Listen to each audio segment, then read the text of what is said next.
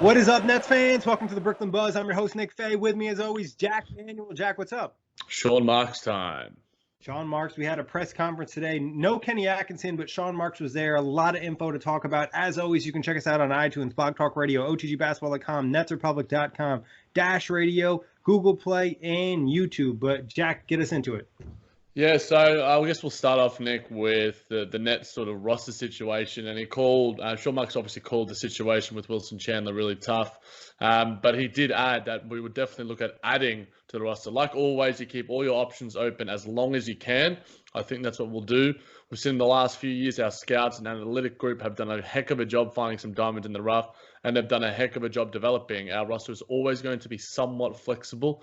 We're not quite as flexible as we have been the last few years, but we'll definitely use that window to look at opportunities. Yeah, I think that's a great point by Sean Marks. Obviously, they want to look at what's out there. I think there was another quote where he mentioned they might even wait until after training camp because some teams are going to be cutting different guys. So there might be an opportunity to get somebody they really like. If not, then maybe they end up with a veteran. So he left it kind of open-ended, but now you kind of know that they're probably going to get somebody at least for that 20-game stretch.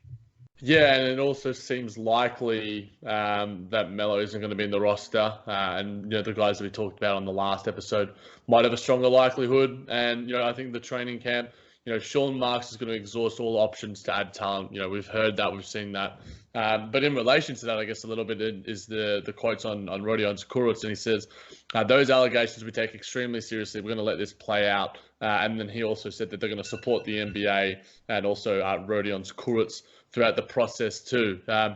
Sort of, pleasantries as you'd expect. And obviously, you have to let the process play out. It's a long one. We spoke about it when the news first came out. There's nothing really to say, I guess, in relation to Sean's comments.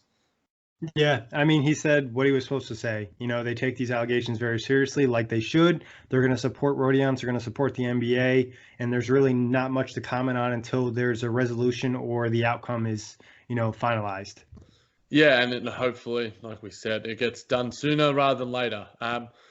But not necessarily a quote, but Kenny Atkinson was supposed to be at the presser. But the Nets say that Kyrie Irving was hit today with an inverted elbow just before the presser was about to occur, and Kenny was at the hospital with him. Worrying signs at all, Nick? Not really. I think it's something that happens. If you play basketball enough, you're going to catch an elbow. It might be in the face, the stomach, wherever it is.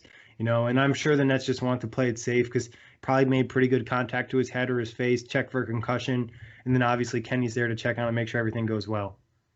Definitely, and we hope that it's nothing serious. But it's nice that Kenny and Kyrie are already developing a non-court relationship, I guess to say. I guess we better get to the big one, Nick. We'll start with some Kevin Durant stuff. Marks described Kevin Durant's rehab as going very well, but I was going to literally on today's episode bring up, I'm not sure if you saw the jump yesterday, but they went in pretty hard on the fact that the Nets hadn't shut down the rumors of Kevin Durant returning. But Sean seemed to sort of do that. Sean Marks, he said, Kevin controls the rehab. He's attacking this like no other. I've been excited to see it. I think we all have, how he's approaching this rehab. It's been great, very refreshing and energizing the whole group. At the end of the day, this is a long-term plan here. This was never about this next season. This is about getting an elite athlete back to elite physical shape on the court, whatever that takes. In another situation where Sean Marks says what he's supposed to say, obviously they want him to rehab at the fullest ability and get back to where he needs to be. But he also made it seem like the decision is a little bit more on Kevin than it is on the Nets. They're not going to push him. They're going to kind of leave it open-ended. And, they're not expecting him to play. He could play, but it would be more so him pushing for it than them pressuring him. Does this change your tack at all about the confidence? I know you were pretty high on him coming back at some point this season. Does this make you less confident? Does it change anything? It doesn't change anything because I never thought Sean Marks was going to say, we'll see, or Kevin Durant's going to play or anything like that. This is like the perfect move here is because if he does play, there's no expectation. There's no pressure for when he comes back or a time for him to come back. And he has the option. So it just leaves it up to Kevin Durant and puts, the power to the player. Yeah, I guess you're sort of talking about the Kevin Durant stuff. Pooch sort of put it when he put the quote out. It's obvious he wants to play, but there's more at stake here. It's a long-term approach. It'll be a group decision, which includes Kevin Durant himself. So we know, and we've said, ad nauseum, how much passion Kevin Durant has for this game, and there aren't many players that do. And he's attacking his rehab with full gusto, and the lack of the limp and all that sort of stuff. So, but Sean also did say that he's unsure if he'll make the trip to China. Does that mean anything to you, Nick?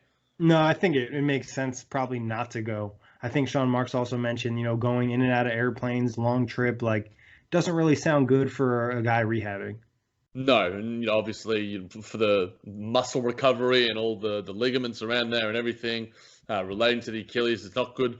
We've all been on, or at least some of us have been on some long-term flights and stuff, and we know how much it sort of messes with your body overall, including those lower leg muscles when you sort of... Especially if you're 7 feet tall.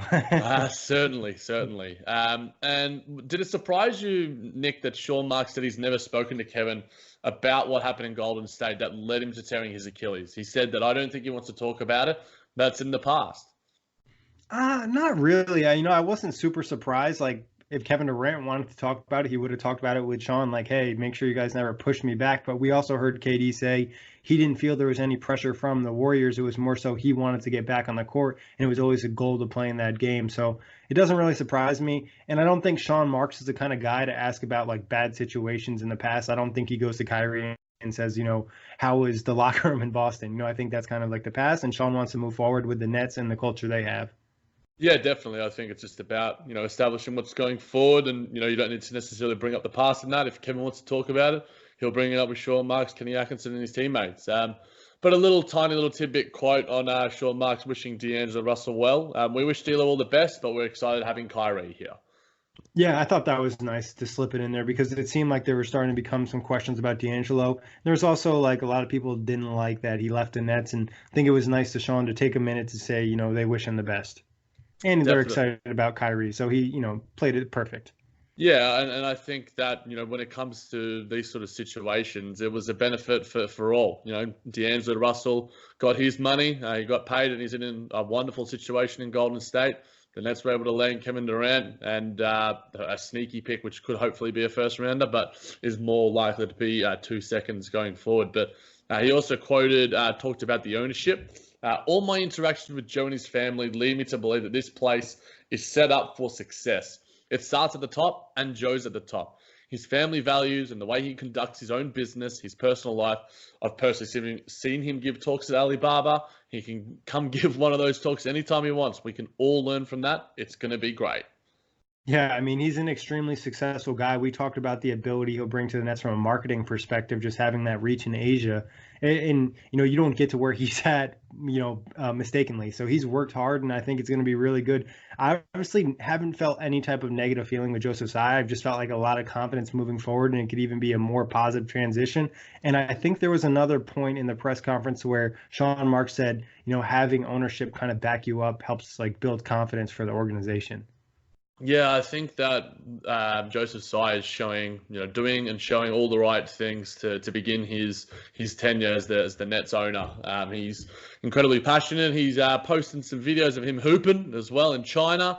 So probably hanging out with Joe Harris a little bit over there too for the FIBA experience. Nothing but good things, and obviously you want to have that.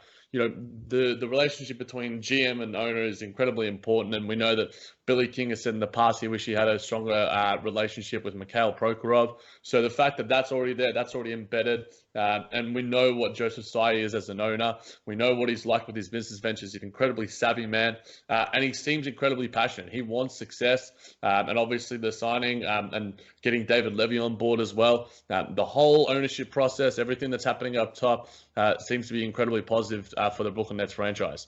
Yeah, you feel really good about it, especially, you obviously feel great about the court, with the signing of Kyrie and KD and the young talent they have, but then having a great front office, a great owner, and all the other parts of the organization being really good. The Nets are in probably arguably the best position in franchise history.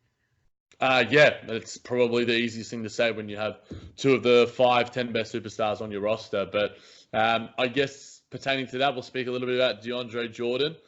He said he's really excited about DeAndre. He's a voice out there expecting big things from DJ. Yeah, I like that. And I think he also referenced that he had played against DeAndre Jordan in his playing career, so he knows how big and physical he can be. And to kind of show a little bit of confidence in him. And I think we've kind of mentioned on the last buzz, there's a higher expectation playing with, Kyrie and KD, and it could be a big bounce back year for DeAndre Jordan. Yeah, definitely. We spoke about it a little on the last pod in relation to Jared Allen. It's going to be an absolute battle for those minutes at the center position. But, DeAndre looks engaged. He could be that sort of vet presence. He could galvanize the roster because he is the sort of go between a lot of guys. He's incredibly close with Kevin and Kyrie. And you hope that he can sort of be that sort of bridge between everyone and not just be a positive force on the court, but hopefully off it as well. True. But we're going to talk about my boy Joey Harris. And Sean said we've got to be careful with Joe Harris's workload after the World Cup, and adds that they were extremely proud that Joe is a Nets. Yeah, it's definitely something to watch out. Obviously, a lot of wear and tear in his body. He hasn't had this type of summer experience before. So playing in the FIBA games, they want to make sure when he comes back that he's getting the proper workload, not too much, not too little. And obviously, the performance team is going to be on top of that. Yeah, and then heading back to China as well. Yeah, true. That's just a big toll on your body. Yeah, so I mean, if the Nets staff want to be conservative and keep Joey here, I certainly wouldn't be adverse to that. To sort of, if they believe rehab is more important, or they think that he can get some a greater amount of value heading back for the preseason games against the Lakers. We'll have to wait and see how that plays out. But that I'll be watching that with a very close eye. But Nick, we've also heard a comment on Kenny because Kenny wasn't necessarily there. Kenny Atkinson has shown the growth. He's his biggest critic. Nobody puts more hours in and is more demanding of himself than Kenny. Yeah, I mean, and this kind of was just confidence from Sean Marks. And he also mentioned how the players tend to get behind Kenny because he works so hard and he holds himself to the highest standard. So I think this should rub some of the new guys really well, especially a guy like Kyrie Irving. That's Sean also mentioned this press conference being in the gym the last 3 weeks religiously. Kenny's that same type of person who's going to continue to work and work. So you love to hear that. And obviously, it seems like Kenny and Sean have a great relationship. Oh, definitely. It's always been that way. It's the Kenny and Sean show, and that's what it's been like since 2016, and they've sort of established themselves, and now they can sort of take a backseat against the superstar talent that we've sort of got. But I guess that relates to the culture, and obviously it wouldn't be a Sean Marks presser if there wasn't a question about culture. And I quote, everybody's been around and has been driving this culture together. This isn't one or two guys, it's an army between the whole group here, from players to staff to everybody. They'll be driving this culture. It's going to be an interesting challenge. It's going to be nice to see guys come in from other organizations, see what they bring to the table, because by no means was our culture perfect. Culture's always evolving. Everybody's culture should be evolving. To be quite frank, if you're not, you're probably staying stagnant and everybody else is going to pass you by. I think this was a great approach to it because we know there's going to be different personalities and the teams maybe will have a different identity and the locker room will be a little bit different. So they're going to adapt to the new pieces, bring some new things in, keep some of the old things they had in terms of the culture. So I think it's just a great way to approach that, and the whole priority of culture in the Nets organization, the fact that he understands that, it's not going to maintain this way where you have to continue to work at it and improve. Yeah, I think that, if you're not evolving, then you're remaining stagnant. I think that's probably the main thing to take away from what Sean said. I think that it would be silly to just bank on everything that they did well in 18, 19 and 17, 18 when you have a completely new kettle of fish that can bring new positives, new negatives, new challenges with them. And I think that, when you speak about culture, it's the thing that gets brought up about the Brooklyn Nets more than any other.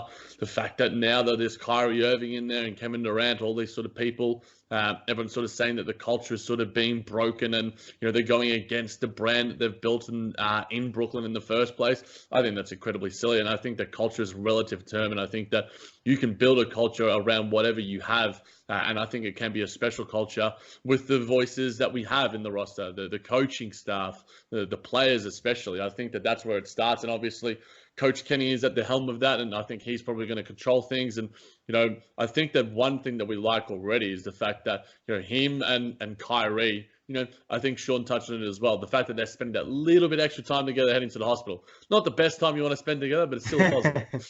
Yeah, it is. I mean, any type of positive relationship between Kyrie and the head coach is important because we know last year with Brad Stevens, it wasn't great. So I think any type of positive you can take from that is always good. Yeah, it's a good foundation at least at this early point heading into training camp. And Nick, we'll touch on Torian Prince. And he said we're banking on someone rising, and he names Torian Prince first. It also joins Spencer Dinwiddie as a person who's pinpointed Torian Prince as a guy who shone in the off-season workouts. And I think this is a guy we've been kind of excited about on the NBA Outlet Nets preview that's about to drop. We both, I think, were excited about what he can bring to the team. And I think being in Atlanta, just maybe not being a fit for what they were looking for or being part of the old regime, they wanted to kind of get him out of there. And the Nets really like what he can do. And he's a great fit with the roster, especially with that three-point shot and having the other stars and the potential defensively and attacking the rim. So I think Torian Prince is almost an NBA player that's kind of forgotten about because he missed so much time last year playing on the Hawks. There's just not a ton of media over there. So I could definitely see him being a guy that really pops off this year. I think he's the easiest name to sort of say because in the breakdowns that I've done for netsrepublic.com, his three-point shot is incredibly wet. And I think that, if you were replacing him with Alan Crabb, he also has the ability to drive. He's almost like an amalgamation of the three-point shot of Alan Crabb with the driving ability of Damari Carroll and that sort of savviness and strength as well. So he could put the ball on the floor. And then, obviously he hasn't shown defensive engagement for long enough.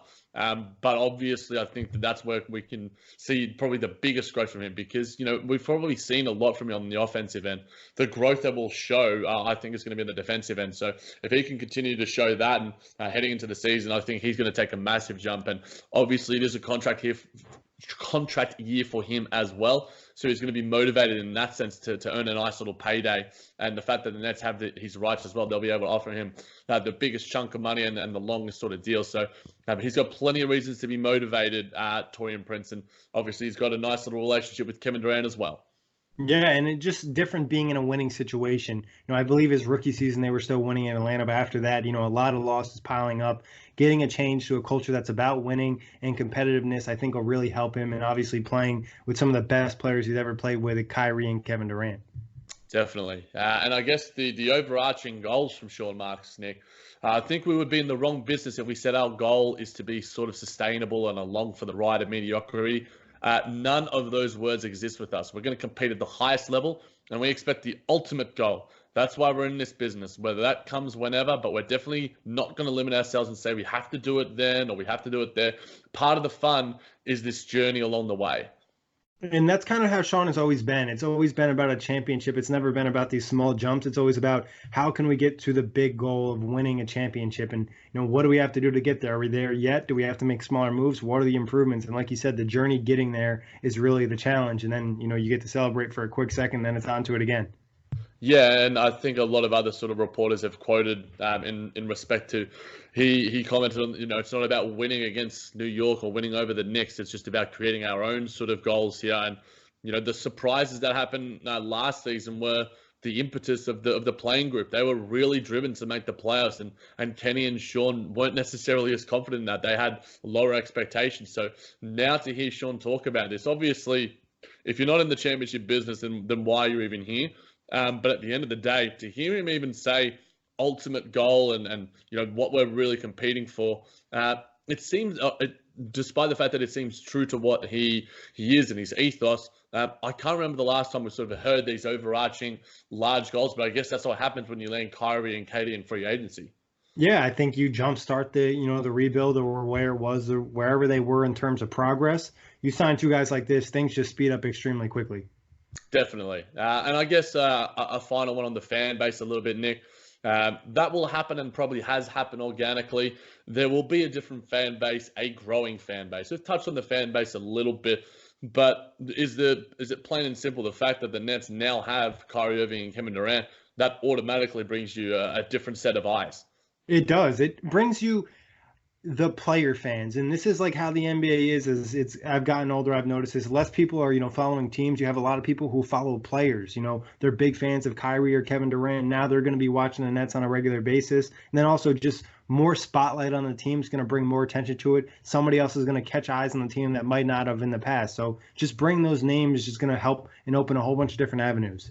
Yeah, I think I even did an article for it a couple of years ago or a year and a bit ago for OGTbasketball.com about just the growing nature of how this sport is supported. And I think because the athletes are just so marketable and so accessible, then that is, the greater impetus than following a franchise from your hometown or whatever it might be. Because, the kids that are on the come up now, they follow the Kyrie Irving, they follow Kevin Durant, LeBron James, Stephen Curry, and you got two of them on your roster. Two are probably the biggest guys when it comes to, putting bums on seats and selling tickets and selling jerseys and selling merch. I think that the fan base is going to grow.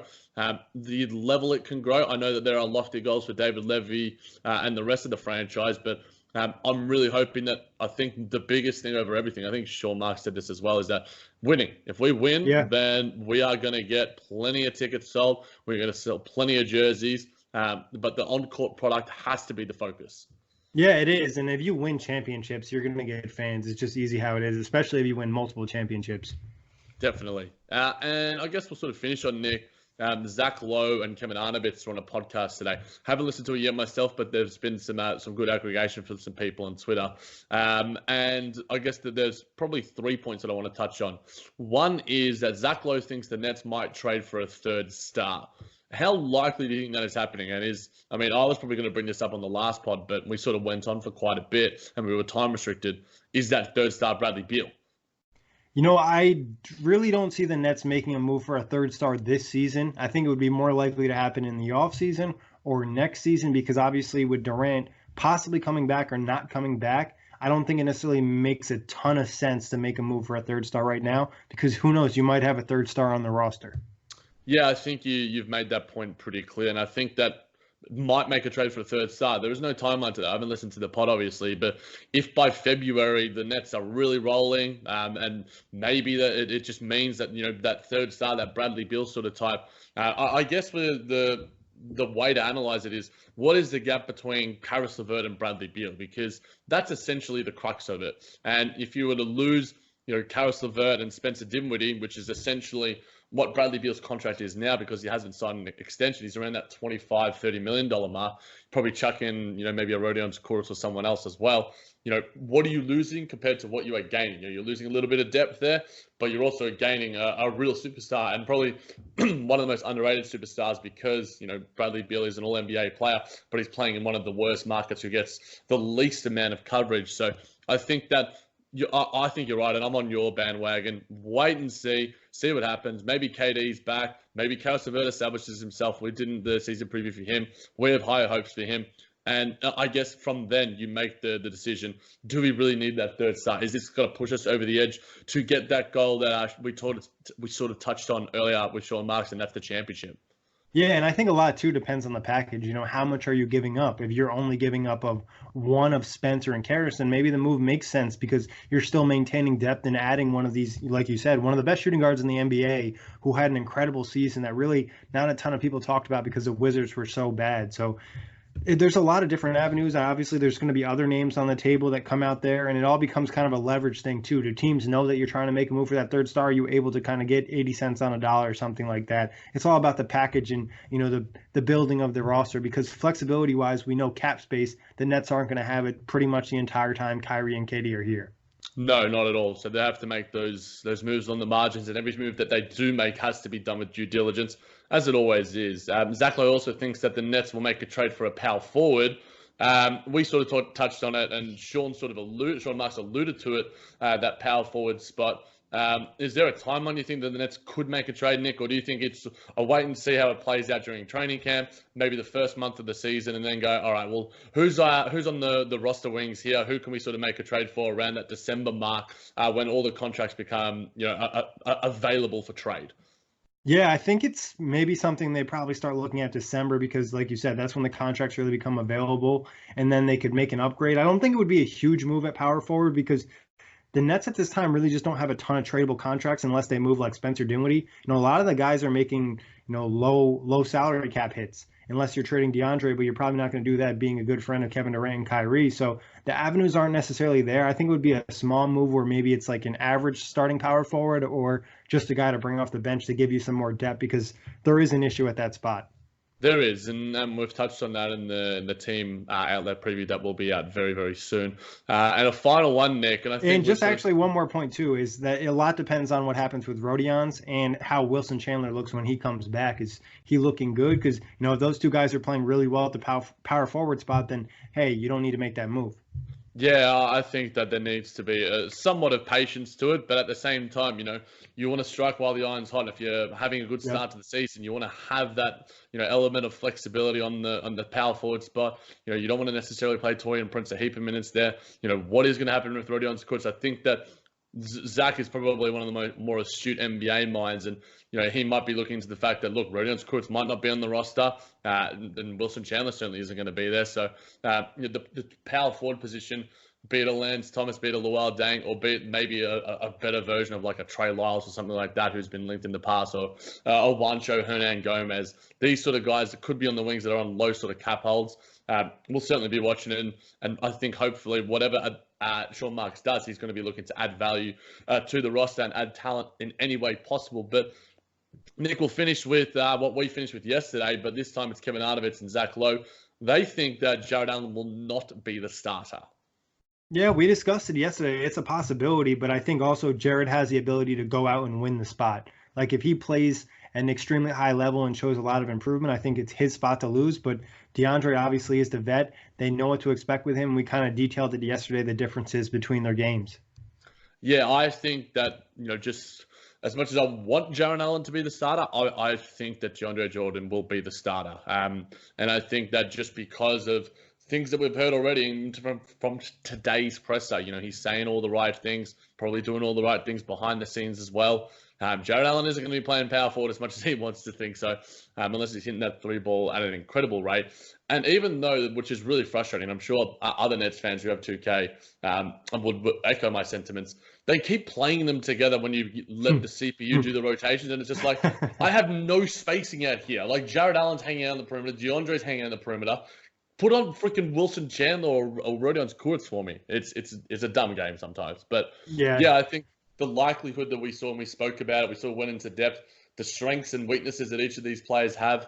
I think that I would be surprised if DeAndre Jordan is a starter for 60 games or so. I think that the starter duties could almost be split 50-50 throughout the season, depending on matchups, depending on injury status. DeAndre could be rested a few games here and there. We know Jared Allen gets rested a few games here and there as well. There's going to be bumps and bruises along the way. So it's certainly the storyline that we'll be watching, and I think that we won't stop speaking about it because until opening night happens and even throughout the season, it's probably going to linger as a topic for Brooklyn Nets fans. And I also don't think it's a huge deal. People are going to make a bigger deal out of it than it is. The main, is Jared Allen going to get the starter minutes? Is he going to be playing a lot? Is DeAndre going to be playing huge minutes? I think Jared's still going to probably see more minutes. And I think DeAndre just might be a better fit with a starting lineup, especially if they play small, if Rodion's isn't available and Torian Prince is at the 4. You really need a physical presence at center.